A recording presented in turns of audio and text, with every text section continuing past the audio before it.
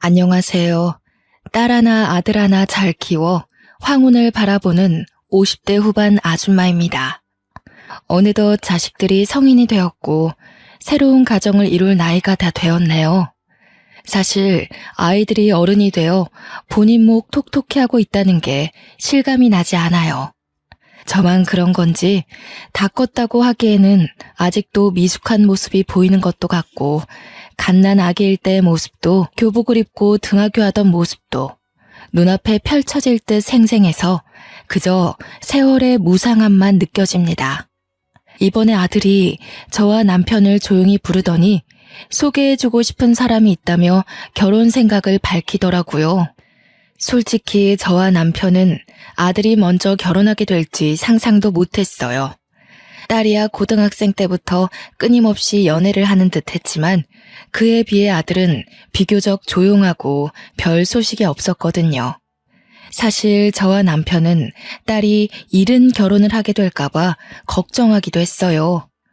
다행인지 불행인지 딸은 지금까지도 연애를 한번 쉬어본 적이 없어 보이는데 결혼 생각은 아예 없다고 하네요. 본인은 연애를 즐기고만 싶은 거지 결혼은 생각조차 안 해봤다고 안 할 거랍니다. 아무튼 그렇게 조용해서 연인이 있는지조차 몰랐던 아들이 이번에 새 식구가 될 예비 며느리를 소개해준다고 하니 신기하기도 하고 시간이 벌써 그렇게 됐구나 싶었습니다.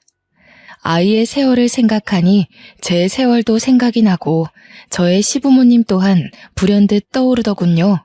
저 또한 누군가에게 새 식구였던 때가 있었으니까요. 제 시부모님은 참 좋은 분들이십니다. 자신 있게 말할 수 있어요. 입에 발린 말이 아니라 제가 그분들께 받은 은혜를 다 말하지도 못할 만큼 사람 대 사람으로 따져도 정말 좋으신 분들이에요. 저는 부모의 사랑 대신 할머니의 사랑을 주로 받고 자랐습니다.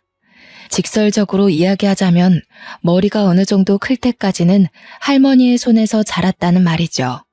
그렇다고 해서 저는 부모님에 대한 원망은 없어요. 세상에는 어쩔 수 없는 사정이라는 게 있으니까요.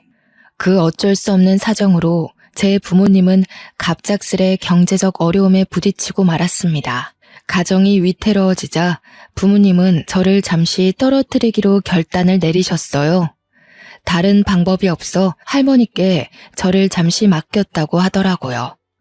할머니는 흔쾌히 저를 맡아 키우셨고 생각보다 그 기간이 길어져 전 자연스레 할머니 밑에서 자라게 되었죠. 사연이랄 게 생각보다 간단하죠. 이렇게 보니 정말 가벼운 이야기 같아 보이는데 그때는 부모님과 잠시 떨어져 지내는 게 어찌나 무섭던지요. 매일이 눈물바람이었다고 해요. 어린 것이 수도꼭지를 튼 것 마냥 눈물을 줄줄 흘리니 탈수가 올까 걱정하셨다고 하네요. 저 때문에 할머니의 고생이 아주 많았을 거예요. 저의 집은 풍족하다면 풍족했지 처음부터 집 사정이 어려웠던 것은 아니었어요. 풍족했던 시절이라고 하면 떠오르는 추억이 하나 있죠. 퇴근길마다 아빠는 늘 작은 인형을 하나씩 가지고 오셨어요. 저에게 매일 선물로 주셨거든요. 덕분에 저의 방은 온통 인형으로 가득 차 놀이동산 같았답니다. 엄마는 그런 아빠를 볼 때마다 타박했지만 아빠와 나를 바라볼 때면 세상을 다 가진 듯 웃고 있었어요. 또 가져왔어? 가져오지 말라니까. 왜 자꾸 그런 걸 가져와? 보관할 곳도 없어요. 자꾸 주다 버릇하면 애 버릇만 나빠진다니까. 집이 공장도 아닌데 이렇게 계속 갖고 오면 어떻게 해? 귀여운 내 새끼 뭐 하나라도 쥐어주고 싶은 게 부모 마음인 거 당신도 알잖아. 그리고 애가 버릇 나빠져봤자 뭐 얼마나 나빠진다고 그래. 줘봐. 애가 얼마나 좋아해. 우리 딸 마음에 들어요? 아빠가 최고지? 얼씨구 정말 못 말린다니까. 당신 애 그만 괴롭히고 와서 밥이나 들어요. 준이도 인형 내려놓고 이리 와. 많이 배고팠지? 아빠 왔으니까 다 같이 밥 먹자. 엄마가 맛난 거 많이 만들었어요. 아빠는 저 어릴 적에 인형 공장을 운영하고 있으셨다고 해요. 저야 워낙 어렸기 때문에 아무도 자세히 알려주지도 않고 기억도 안 나고 해서 부모님이 직접 말씀해 주시기 전까지 사정을 잘 몰랐지만 나중에야 부모님께 전해 듣기를 아빠의 소꿉친구가 아빠의 공장과 공장 부지 그리고 사업 자체를 빼앗아 갔다고 하더라고요. 그때는 지금 같지 않고 법에 구멍도 많아서 어쩔 도리도 없이 뺏겼다고 그리 한탄하시곤 했으니 얼마나 억울하셨을지 상상조차 되지 않네요. 단지 사업장과 돈뿐만이 아니라 친구도 믿음도 심지어 평화롭던 일상마저 잃어버린 것이었으니까요. 매일 아빠를 바라보며 웃던 제 미소까지도요. 아빠는 한순간에 모든 걸 잃고 실업자가 되었고 집의 가세 또한 자연스레 기울어지게 되었어요. 저는 정해진 수순처럼 할머니에게 가게 되었고 부모님과는 그 후로 떨어져 지냈습니다. 할머니의 입은 늘 툴툴거리며 퉁명하셨지만 그건 말뿐이었고 절 많이 아끼셨어요. 행동을 보면 딱 알 수 있었죠. 아이고 남들은 다 효도받는다 뭐다 하며 여행도 잘만 가던데 나는 다 늙어서 새파랗게 어린 손주나 떠맡아 기르게 생겼네. 너 할미 말 잘 들어야 한다. 핏덩어리만큼 쪼만한 것이 부모와 떨어져 지내야 한다니 가여워서 어째. 할머니는 문방구를 운영하시며 지내고 있었어요. 문방구라니 아이에게는 천국과도 같은 곳 아닌가요? 제가 어린 마음에 새 문구를 갖고 싶다고 떼를 쓰면 할머니는 혀를 끌끌 차시면서도 제가 원하는 건 하나씩 빼서 선물로 주시기도 했어요. 마치 아빠가 퇴근길에 인형을 하나씩 내어주시듯 할머니도 저에게 문구들을 하나씩 내어주셨던 것이죠. 그 부모의 그 자식이라더니 사랑을 표현하는 방식이 참으로 똑같으시지 않나요? 여러모로 할머니와 아빠는 닮은 점이 참 많았어요. 제 부모님이 겪었던 이 모든 걸 지금 와서 다시 생각해보면 마음이 좋지는 않더라고요. 할머니도 제 부모님도 저 때 속이 말도 아니었을 거예요. 특히 지금의 제 나이보다 어렸을 제 부모님을 생각하면 마음이 참 싱숭생숭합니다. 제가 부모님과 다시 만나게 된 것은 중학교 졸업식이었는데요. 부모님이 예쁜 꽃다발을 들고 와 제 졸업을 축하해 주시더라고요.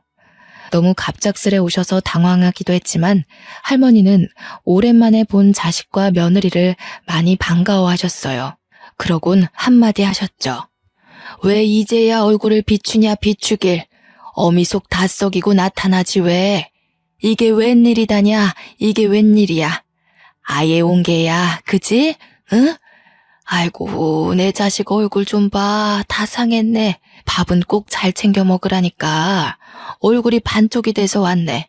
아이고 속상해라 속상해. 예 어머님 죄송해요. 늦게 나타나 죄송해요. 말도 없이 사라졌다가 이제야 이렇게 경황 없이 나타나서 너무 죄송해요. 이제는 웬만큼 다 해결이 되었어요. 그간 감사하고 또 죄송해요 어머님. 부모님이 제 중학교 졸업식에 올 거라고는 정말 상상도 못했던 터라 당연히 어떻게 알고 온 것이냐고 물어보았고 부모님은 편지 하나를 꺼내 제게 보여주시더라고요. 사실 할머니와 편지를 주고받고는 했단다. 너에겐 비밀로 할 수밖에 없었어. 뒤늦게 알게 해서 미안하구나. 할머니가 보내주신 편지에 준이가 다니는 중학교 이름도 네가 곧 졸업한다는 소식도 담겨 있었지. 할머니가 편지에 적어주신 덕분에 준이 엄마와 내가 시간 맞춰 올 수 있었어. 이제야 와서 미안하구나. 많이 보고 싶었단다. 갑작스레 부모님과 떨어져 지내게 된 저는 그 상황에 적응하기까지 시간이 꽤 걸렸다고 해요. 혹시나 편지를 보게 되면 글도 잘 모르는 애가 오해를 할 수도 있고 적응이 더 늦춰질 수도 있었기 때문에 편지는 일부러 저에게 알리지 않았다고 했어요. 대신 시간이 날 때마다 부모님이 잠깐 오시는 것으로 입을 맞춰놨다고 하시더라고요. 어른들의 사정은 어른들이 감당해야 한다면서요. 부모님은 제 졸업식에 꼭 축하하러 오고 싶었다고, 그리고 실제로 오게 되어서 너무 기쁘다고 하셨어요. 워낙에 기뻐하시니 저도 덩달아 신이 나더라고요. 사실 부모님은 제 초등학교 졸업식 때에는 참석하지 못하셨었어요. 그때 참석하지 못한 게 그렇게 후회가 되고 한이 되었다고 말씀하시더군요. 그래서 중학교 때에는 기를 쓰고 오셨나 봐요. 할머니는 아빠와 엄마를 꼭 끌어안고선 고슬프게 우셨어요. 어찌나 슬프게 우시던지. 왜 자식 잃은 부모의 울음은 그리 뼈아프다고들 하잖아요. 자식을 잃었다 되찾게 된 할머니는 그간 얼마나 서러우셨을지, 어린 저에게 티도 못 내고 얼마나 혼자 삭히고 계셨을지 그 울음소리에 다 묻어나오더군요. 그때 할머니의 울음소리는 영원히 잊지 못할 것 같아요. 부모님이 기뻐하시니 분명 저도 덩달아 기뻤는데 할머니가 우시니 저도 울컥 눈물이 나더라고요. 어린아이처럼 엉엉 우시는 할머니에 저도 울고 아빠도 울고 엄마도 울고 차례대로 눈물이 전염이라도 된 것처럼 그렇게 우리 가족은 한동안 눈물바다로 시간을 보냈습니다. 우리 가족은 그날 맛있는 고기를 먹었어요. 따뜻한 쌀밥에 김이 모락모락 나는 된장찌개, 지글지글 구워지는 고기까지.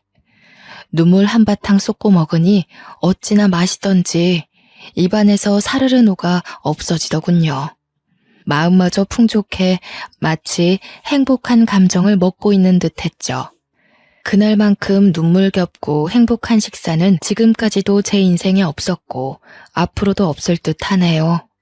제가 할머니 곁에서 자랄 동안 부모님은 고생을 참 많이 하신 것 같았어요. 흘긋 보아도 손부터가 늙은 것이 티가 났고 오랜만에 보는 부모님의 얼굴엔 자글자글한 주름이 나 있었죠. 부모님이 늙어버린 걸 보니 아무것도 몰랐던 그 나이에도 그게 그리 속상하더라고요. 누가 봐도 고생한 얼굴이었으니까요. 엄마는 식당에서 허드렛 일, 아빠는 건설 현장에서 막노동 일을 하며 지냈다고 했습니다. 저와 지냈던 집은 팔아서 빚을 갚는 데에다 썼고 두 분 모두 물불 가리지 않고 일하며 이악 물고 돈을 악착같이 모았다고요. 그렇게 모은 돈으로 전만큼 크진 않지만 최근 번듯한 집을 구했고 집 근처 조그만 식당까지 차릴 수 있었다고 말씀하셨어요. 이렇게 되기까지 자그마치 10년이란 세월이 흘렀다면서 안 해본 일이 없다며 빙그레 웃으셨어요. 아빠는 식당이 생각보다 잘 돼서 돈을 꽤 벌고 있다고 자랑하시더니 이제라도 같이 사는 게 어떻겠냐며 할머니와 저에게 조심스레 물어보았어요. 정말로 거짓없이 기뻤지만 어색하지 않았다면 그것 또한 거짓이었겠죠. 떨어져 지내면서 부모님은 간간히 찾아오시긴 했으나 언젠가부터 바쁘고 힘드셨는지 아예 얼굴조차 못 뵌 날들이 더 많았거든요. 할머니는 갑작스러운 만남과 갑작스러운 제안에 조금 당황하신 듯 머뭇거리더니 곧 말씀하셨습니다. 그래, 나도 이제는 늙었는지 너네랑 같이 살고 싶구나. 우리 손녀도 그렇고 말이야. 그런데 그렇다고 문방구 일을 바로 그만둘 수는 없다. 기한을 정해두고 가게를 정리할 테니 정리하고 나서 그땐 같이 살자꾸나. 애비야, 마음 급하게 바로 같이 살자는 말은 말아라. 언제가 괜찮을지 상의라도 먼저 해봐야 하지 않겠니? 할머니는 오랫동안 살펴온 본인의 문방구를 정리하기 시작했고 문방구 간판을 내리기까지 그리 오래 걸리진 않으셨습니다. 우리 네 가족은 같이 살게 되었어요. 이렇게 마무리가 되었다면 그건 인생이라 할 수가 없겠죠. 나쁜 일이 있으면 좋은 일이 있고 좋은 일이 있으면 나쁜 일도 있는 게 인생이잖아요. 우리 가족 역시 그랬습니다. 고생 끝 낙이 온다더니 이게 웬걸. 낙 뒤에는 현실의 무게가 자리 잡고 있더군요. 인생은 무심하다고들 하죠. 잘 되던 부모님 식당이 조금씩 내리막길을 걷기 시작했습니다. 그래도 이 정도야 뭐 겪어온 고생에 비하면 티도 안 났죠. 저는 대학교 진학을 안 하기로 마음을 먹고 고등학교를 졸업하자마자 곧장 회사에 취직했습니다. 제가 취직하게 된 곳은 액세서리를 팔던 작은 회사였는데 이곳저곳 무역을 하는 회사라 그런지 유독 외국어를 잘하는 직원도 있고 생각보다 학벌을 신경 쓰는 분위기더라고요. 그런 분위기를 오래 겪으니 대학에 별 생각이 없던 저도 제 학벌을 신경 쓰게 되더군요. 대학을 안 가고 회사로 바로 취직할 당시엔 빨리 돈을 벌어 가족에게 보탬이 되어야겠다는 생각뿐이었어요. 부모님도 할머니도 점점 늙고 지쳐가시는 게 제 눈에 보였으니까요. 부모님의 식당은 그나마 사정이 나아져 단골로 수입 유지는 되었으나 그뿐이었답니다. 저는 그저 부모님의 한숨을 덜어주고 싶었어요. 사무실에서 일하는 사무직이라 더 그랬던 것일까요? 저는 결국 대학교에 가기로 마음먹었고 바로 행동으로 옮겼죠. 어느 정도 돈도 모았겠다. 대학교에 가려면 지금이 최적기일 거라는 생각도 들었어요.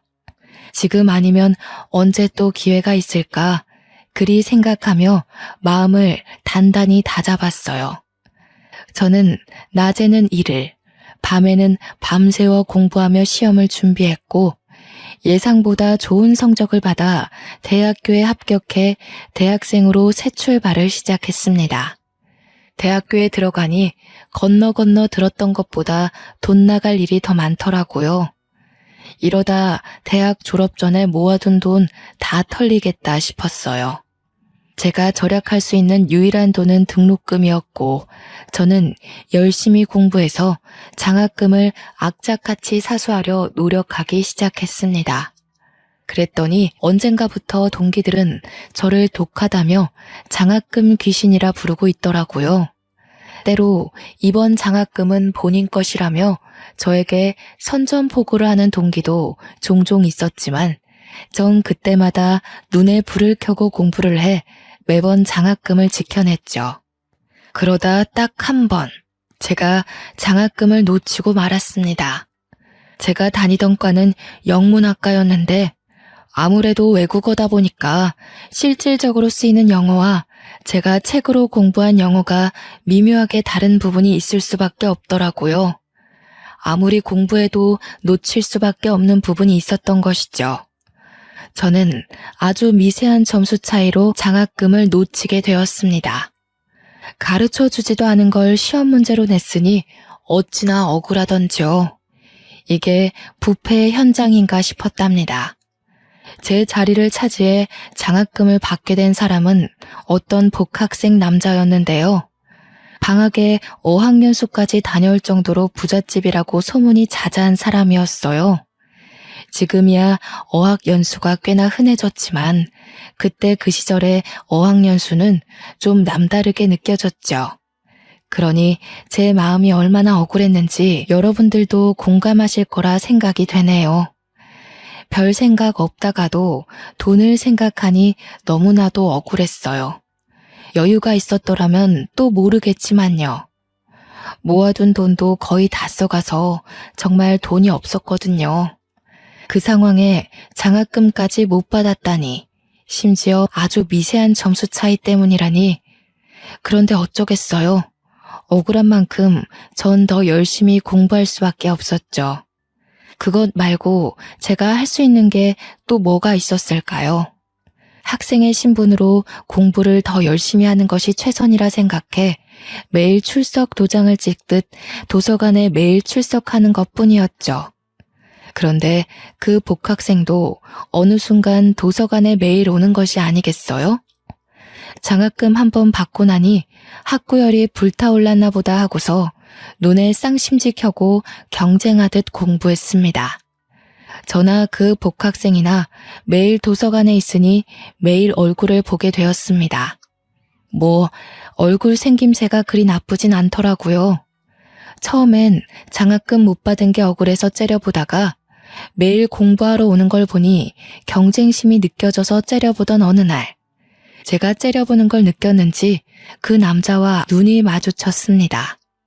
민망하기도 하고 내가 널 나의 경쟁자로 의식하고 있었다는 걸 알려주기 싫어 우연인 척 바로 시선을 피했지만 별 효과는 없더라고요. 어찌나 빤히 쳐다보던지 굉장히 부담스러웠어요. 근데 또 습관처럼 그를 째려보고 있던 저를 발견했죠. 전 그와 눈이 계속 마주쳤고 어느샌가 그의 눈을 자세히 관찰하기 시작했어요. 저는 그 사실이 점점 묘하게 느껴졌답니다. 시선을 마주칠 때마다 텔레파시를 보내는 것처럼 길게 마주치는 것은 물론 그의 눈동자가 미묘하게 갈색인 것을 알게 되었는데요. 오묘하게 회색빛이 감도는 따뜻한 갈색, 얼핏 보면 흑갈색인 듯 진했어요. 묘한 떨림을 동반한 채 그렇게 눈맞춤을 계속 이어갔습니다. 그렇게 애매한 관계에 머무르다 겨울 눈 내리던 날 밤, 전환점을 맞이하게 되었네요. 저는 그날도 어김없이 도서관에 가 공부에 정진했죠. 그러다 시간이 늦어 공부를 마무리하고 짐을 챙겨 집으로 향하던 중이었답니다. 등 뒤에서 어떤 남자가 저를 불러 세우더군요. 네, 맞아요. 바로 그 복학생이었어요. 눈이야 자주 마주쳤었는데요. 그 사람의 목소리를 그때에서야 처음 들었어요. 저는 뒤돌아 왜 부르셨냐고 물어보았죠. 오늘 날씨가 많이 춥더라고요. 밤이 늦어 유독 쌀쌀하고요. 괜찮으시다면 이거 받아주시겠어요? 바로 마시지는 마시고 집에 도착할 때까지 손에 쥐고 가세요. 손 시렵지 않게. 손난로처럼 쥐고 있으면 꽤 따뜻하거든요. 그 복학생이 어색하게 얼굴을 붉히며 건네준 따뜻한 캔커피에 저도 모르게 꾸벅 감사 인사를 하며 받았어요. 남자는 머리를 긁적이며 환하게 웃더니 반대편으로 뒤돌아 뛰어가더라고요. 그 뒷모습을 물끄러미 바라보며 캔커피를 만지작거렸는데 그 남자의 말처럼 정말 따뜻하더군요. 캔커피엔 조그만 쪽지도 붙어져 있었어요. 처음 받아보는 이성의 호감 표시는 아니었으나 이렇게 마음이 와닿은 적은 처음이었네요. 당신과 매일 눈이 마주치는 것 같습니다. 부디 제 착각이 아니었으면 좋겠습니다. 당신의 지혜로운 눈동자를 볼 때면 마음이 설렙니다.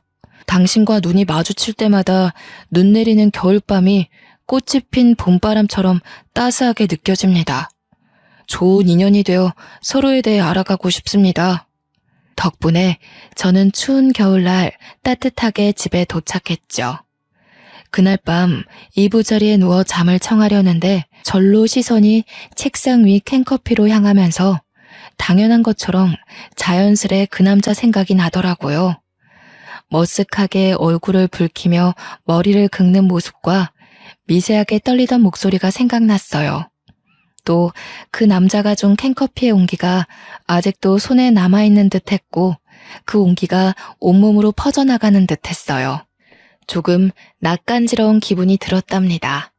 그 길로 다음날 저는 그에게 캔커피 하나를 건네는 것으로 그의 쪽지에 화답해 주었어요.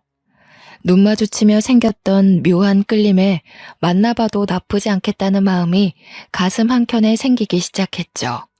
한두 달 그이와 연락을 이어가다 그이가 먼저 마음을 고백했고 마침내 서로에게 좋은 인연이 되는 것으로 인연을 맺었어요. 연인이 되어서도 우리는 도서관에서 가장 많은 시간을 보냈어요. 그이는 꽤 좋은 연인이자 선생님이었고 저에게 학업적으로 많은 도움을 주었답니다. 교수님의 말씀과 책에만 의지해 공부하던 저는 그이가 알려주는 뉘앙스의 차이를 듣고 영어란 학문을 좀 더 섬세하게 파고들게 되더군요. 그때에서야 왜 저번에 제가 장학금을 놓칠 수밖에 없었는지 알게 되었어요. 그렇다고 억울하지 않다는 건 아니었지만요. 아무튼 연애가 진전할수록 조금은 지루하던 공부 또한 색다르게 느껴졌답니다. 그이에게 여러 도움을 받으며 열정적으로 공부를 하다 보니 장학금은 자연스럽게 저에게로 돌아왔어요. 어찌나 기쁘던지. 그렇게 연애와 공부를 병행하다 보니 시간은 빠르게 흐르더라고요. 장학금을 몇 번 더 타고 나니 제가 졸업할 때가 된 것이죠. 졸업식 날에 그이가 맛있는 저녁밥을 먹으러 가자며 제안을 하더군요. 가족과는 이미 점심때에 회포를 푼 후였으니 거리낄 것도 없어서 저는 기쁘게 받아들이며 그이의 차에 올라탔습니다. 아무래도 저의 졸업을 축하하기 위한 자리라 그런지 그이가 신경을 많이 쓴 게 느껴졌어요. 야경이 훤히 보이는 호텔 레스토랑이라 어딘가 과하게 느껴지긴 했는데 내 착각인가 보다 싶었죠. 기분은 좋으니 마냥 웃고 있는데 그이가 갑자기 분위기를 잡으려 하더라고요. 뭐지? 싶어서 일단 그냥 웃으며 그이를 바라보고만 있었는데 그이가 저를 향해 한쪽 무릎을 꿇는 게 아니겠어요? 갑작스러운 전개에 저는 그냥 멍하니 바라만 보고 있었죠. 아니, 그이와 연애를 하면서 결혼에 관한 이야기를 몇 번 나눈 적은 있었지만요. 그렇다고 결혼한 미래를 함께 꿈꾼다거나 결혼에 관련된 깊은 대화는 한 번도 해본 적이 없었어요. 제가 졸업했다고 브레이크가 고장난 자동차 마냥 결혼까지 풀악셀을 밟아버리는데 그 속도를 따라가느라고 시간 좀 걸렸습니다. 그이는 얼굴을 뻣뻣이 긴장시킨 채 여전히 무릎을 꿇고 있었고 특유의 머쓱한 미소를 지어 보이며 하는 말이 제가 공부에 대한 욕심이 커 보여 대학교 다니던 때는 청혼 엄두도 못 냈대요. 제가 대학교를 졸업하는 날만 손꼽아 기다렸다고 하더라고요. 속으로 난 준이랑 결혼해야지 졸업하는 날 꼭 청혼할 거야만 되뇌었다고 하소연을 하더랍디다. 저야 평생 나만 사랑하겠다며 제발 받아달라고 사정사정을 하는데 은근 좋기도 하고 청혼을 수락했죠. 그렇게 대학교 졸업과 동시에 결혼을 준비하기로 했습니다. 너무 서두르진 않았고요. 시간이 앞으로 많으니 일단 양가 어른들을 찾아뵙는 것부터 시작하자고 했어요. 제 부모님은 그때까지도 식당 일로 바빠 상대적으로 여유로운 예비 시부모님을 먼저 찾아뵙게 되었죠. 떨리는 마음을 간신히 진정시키며 만난 과일 꾸러미를 들고 예비 시부모님 댁에 찾아갔는데 그 시대 일반적인 시부모들과는 달리 정말 다정하셨어요. 솔직히 저는 어느 정도는 각오하고 갔었거든요. 왜 모든 게 완벽할 수는 없으니까요. 예, 긴장하지 말고 편하게 있으렴. 응? 편하게. 내 평생 소원이 딸 하나 갖는 거였는데 말이야. 아들이 며느리를 데리고 오면 내 딸과도 같다고 생각하기로 했지. 아직 식도 올리지 않았지만 그래도 이렇게 널 만났으니 지금부터 널 내 딸이라 생각하고 싶단다. 그래, 그렇다 해도 애 엄마 말에 너무 부담 갖지는 말고 그저 내 가족이다 생각하고 편하게 앉아 있어라. 배고프지는 않으니? 과일이라도 좀 먹지 않으련? 과일도 여러 개 먹으라고 깎아주시고 밥도 어찌나 정성 가득 차리셨는지 식탁이 틈없이 빽빽해 상다리가 부러지는 줄 알았답니다. 저 어머님 아버님 음식이 너무 맛있어서 밥이 술술 넘어가더라고요. 너무 맛있게 감사히 잘 먹었어요. 혹시 고무장갑이 어디 있는지만 알려주시면 설거지와 뒷정리는 제가 할게요. 오랜만에 솜씨 좀 부렸지 뭐니? 아이고, 설거지는 뭔 설거지. 요새 어떤 딸이 이렇게 설거지를 하려 하겠니? 내가 괜히 딸처럼 생각하겠다고 한 게 아니다. 딸내미는 편하게 소파에서 TV나 보면 됩니다. 그래, 처음 인사 와서 설거지부터 시작하면 그게 무슨 가족이겠니? 내가 테레비 틀어줄 테니까 이리 와서 테레비 보렴. 점수를 좀 따볼까 싶어 무어라도 하려 하면 극구 만류하며 텔레비전을 틀어주시는데 어찌나 다정하시던지요. 예비 시부모님을 만나 뵙고 나서 그이와 결혼하기로 하길 정말 잘했다고 다시 한번 생각했어요. 그런데 좋은 일이 있으면 나쁜 일도 있다고 하죠. 이번엔 예비 신랑이 제 가족에게 인사오기로 한 바로 전날이었어요. 할머니가 원래도 산책을 자주 나가시기는 했지만 주로 점심 먹고 난 후에야 느긋하게 나가 오후 4, 5시쯤 되면 집으로 돌아오시곤 했거든요. 그날따라 할머니가 이른 아침부터 분주히 무언가 준비하더니 어디론가 나가려 하길래 제가 붙잡고 물어봤죠. 할머니, 이른 아침부터 뭐 그리 분주해? 어디 나가려고? 뭐 어디 약속 있어요?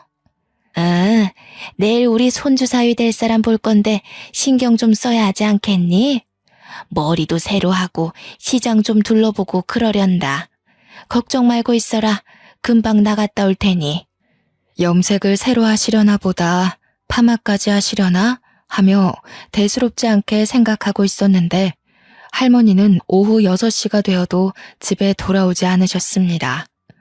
조금 초조하긴 했지만 워낙 정정하신 할머니이고 가끔 가다 늦으실 때야 있었기 때문에 머리하는 게 조금 오래 걸리시나 보다 했죠.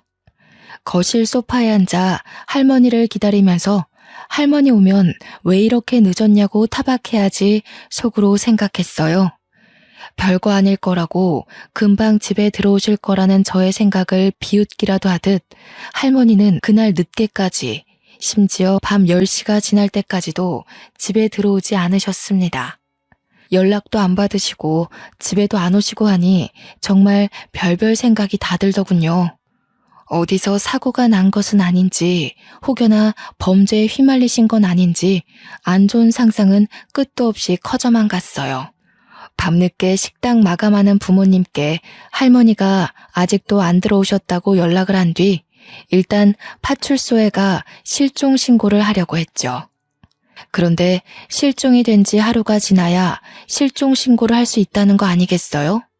일단 기다려보라는 답변만 듣다 나왔습니다. 근데 기다려보라고 했다고 그저 가만히 기다리고 있을 수는 없잖아요.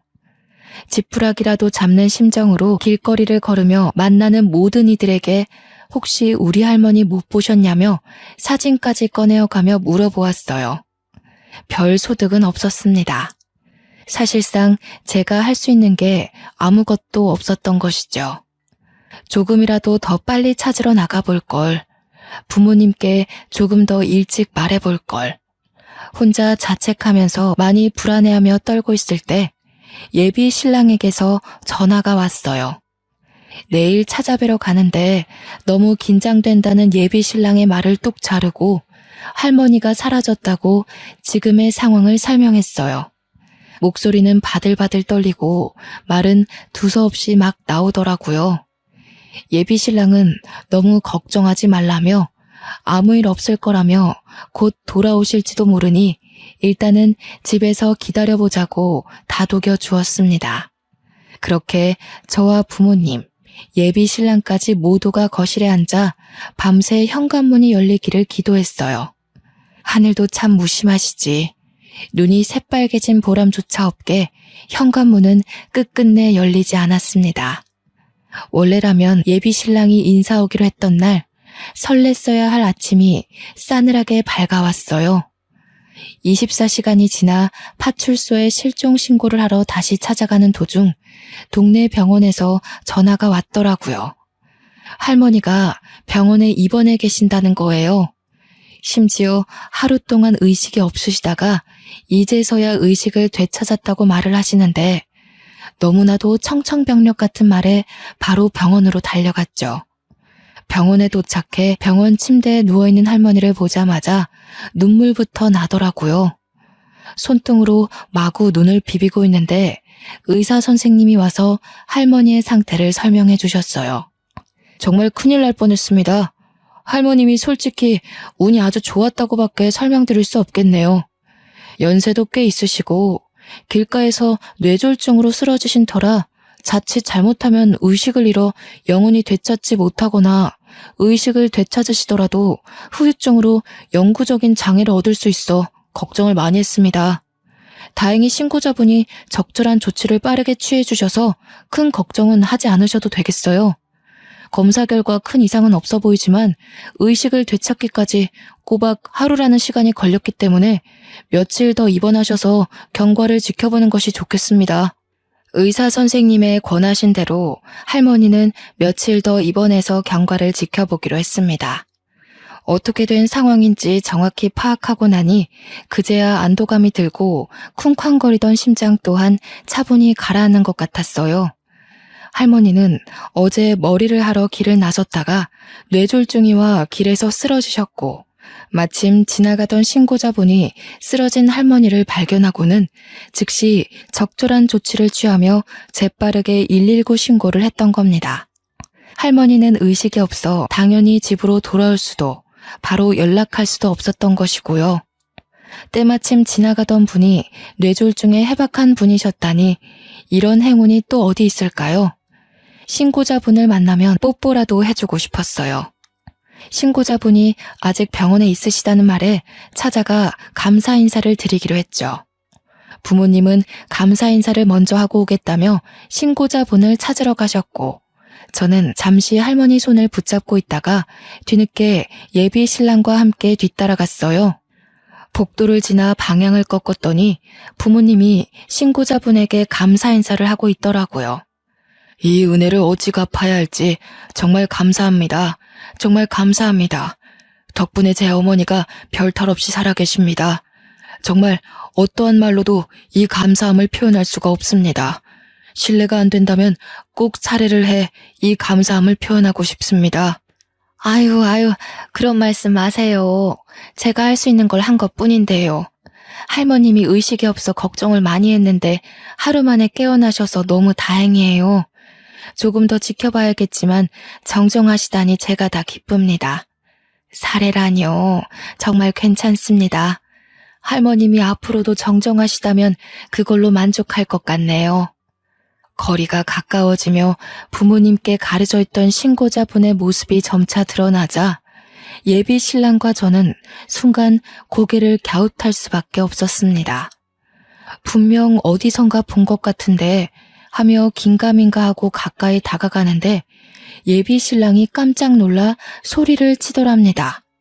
아니, 이게 무슨 일이야? 엄마가 왜 여기 있어? 네, 그렇습니다. 지금도 믿기지 않네요. 기막힌 우연이라는 게 실존하기는 실존하더라고요. 알고 보니 그 신고자분이 바로 제 예비 시어머님이셨던 거지요. 생각지도 못한 우연에 우리 가족은 잠시간 할 말을 잃었습니다. 예비 시어머님도 두 눈을 휘둥그레 뜨셨죠.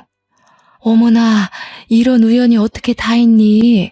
세상에 준이야, 어제 그분이 준이의 할머님이셨구나. 내가 발견 못했다면 정말 큰일 날 뻔했다. 큰일 날 뻔했어. 왠지 어제 유난히 그 길을 지나가고 싶더라고요. 저 준이 어머님과 아버님이신 거죠? 저 준이 시엄마 될 사람이에요. 어떻게 이렇게 만나게 되었네요. 정말 반가워요. 무슨 우연이래요. 은인이 예비 사돈이었다니 저도 너무 반가워요.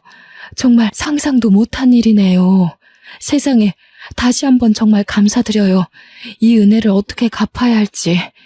실례가 아니라면 이렇게 된 거 밥 한 끼라도 같이 드시지 않으실래요? 어제부터 오늘까지 병원에 있으셨다고 들었는데 배고프시진 않으신가요? 뭐라도 드시겠어요? 그래요. 다 같이 밥이라도 한 끼 먹읍시다. 이렇게 그냥 보내면 마음이 좋지 않을 것 같아서 그래요.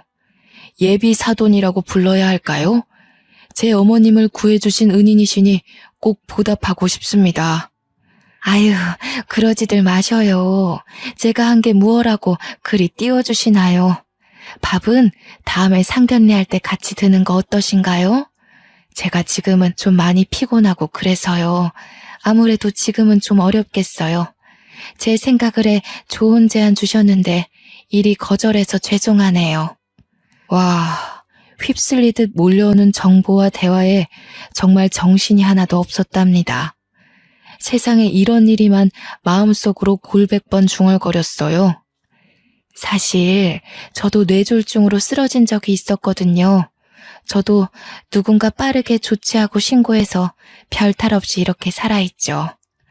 그 후로 무서워서 뇌졸중에 공부를 좀 했는데 이게 이렇게 풀릴 줄 누가 알았겠어요. 예상했던 오늘은 아니지만 큰일 없이 무탈하게 잘 풀렸죠. 예비신랑은 제 할머니도 제 부모님도 한자리에 모여 인사를 했습니다. 부모님과 할머니는 이 정도면 운명이고 은인이고 행운이라고 하셨어요. 당연히 결혼도 허락하셨고요. 저희의 결혼은 말에 날개 달린 듯 일사천리로 진행되었답니다. 너무도 수월하게 행복한 결혼식을 치르고 화목한 가정을 이뤘죠. 아이도 둘 낳아 잘 길렀고요. 딱히 달라진 것도 없이 눈 떠보니 어느새 지금이네요. 할머니는 두 번째 증손주까지 보시고 편안히 눈을 감으셨어요. 그에 비해 몇 년 전 시어머님은 간경화 증상이 심해져 크게 앓으셨어요. 의사 선생님이 말씀하시길 간이식 수술 말고 다른 치료는 사실상 무의미해 보인다고 하시더라고요. 드라마 같은 데에서 보면 자식이나 형제들 중 한 명은 간이식이 가능하고 그렇던데 이건 무슨 하늘의 장난인지 피가 이어진 가족들 중 간이식이 가능한 사람이 아무도 없더래요. 자식인 제 남편조차 해당이 없다고 하니 솔직한 심정으로는 가망이 없나 싶었어요. 그렇다고 이대로 시어머님을 보낼 수는 없었네요. 무엇라도 해봐야지 보낼 때 보내더라도 후회하지 않을 것 같아 저는 가족들의 반대를 무릅쓰고 간기증 공여자 검사를 받아봤어요. 제 나이가 그리 적지 않음에도 불구하고 검사 결과는 생각보다 좋더라고요. 그리고 시어머님께 간이식이 가능하다는 결과 또한 나왔죠. 시어머님께 받은 은혜를 내 평생 갚을 수 있을까 싶었는데 기회는 말도 없이 이런 형태로 찾아오더군요.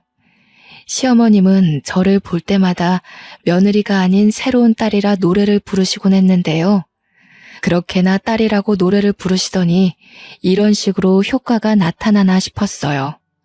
무섭지 않았냐고 하면 거짓이겠죠. 엄청나게 무서웠답니다. 시어머님을 위해서 일단 무엇이든 해봐야지 하고 결심할 때는 언제고 막상 간기증이 가능하다니까 고민이 안 될 수가 없었어요. 간이식을 하겠다는 굳은 의지를 밝히고 나서도 매번 망설이게 되었고 또 매번 고민되었으니까요.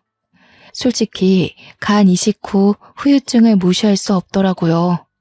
그럼에도 불구하고 전 지금의 남편을 만나고 시부모님을 만나고 행운이 가득한 인생을 살아왔다고 자부하기에 이번에도 행운이 따르리라 믿고 이식하기로 최종 결정했습니다. 제 결정에 시아버님은 제 두 손을 붙잡고는 미안하고 고맙다며 눈물을 훔치시더라고요. 생각지도 못한 큰 수술을 앞두니 저도 마음이 찡해져서 같이 손 붙잡고 엉엉 울었어요. 저야말로 감사하다면서요. 남편도 울먹이며 저한테 고맙고 미안하고 또 사랑한다면서 저를 껴안았고 한참 동안 저희는 그러고 있었습니다.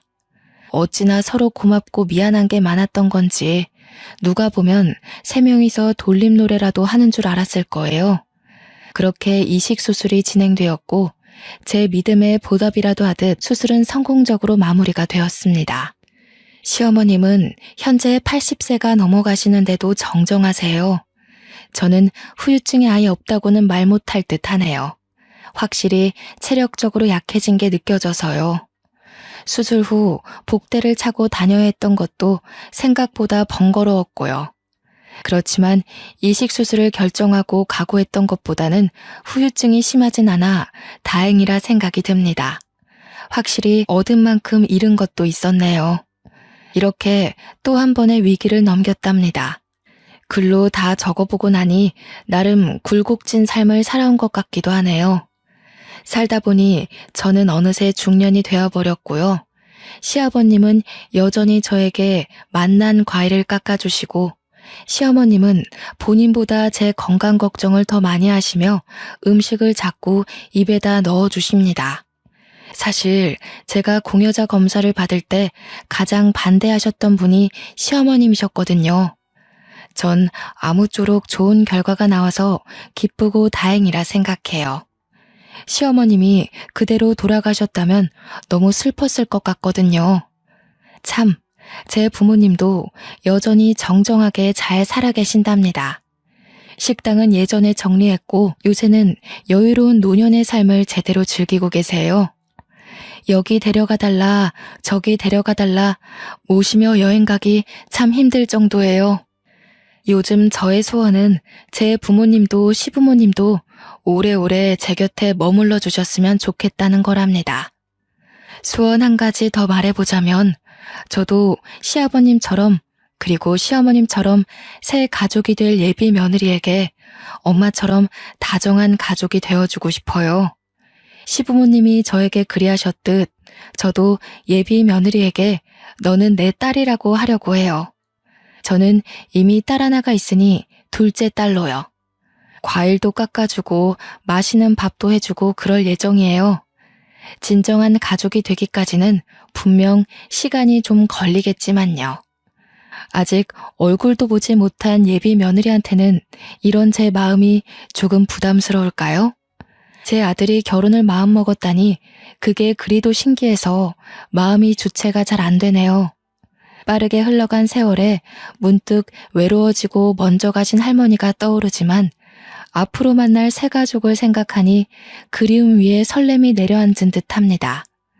할머니는 시간이 흘러 나중에야 다시 만날 수 있겠죠.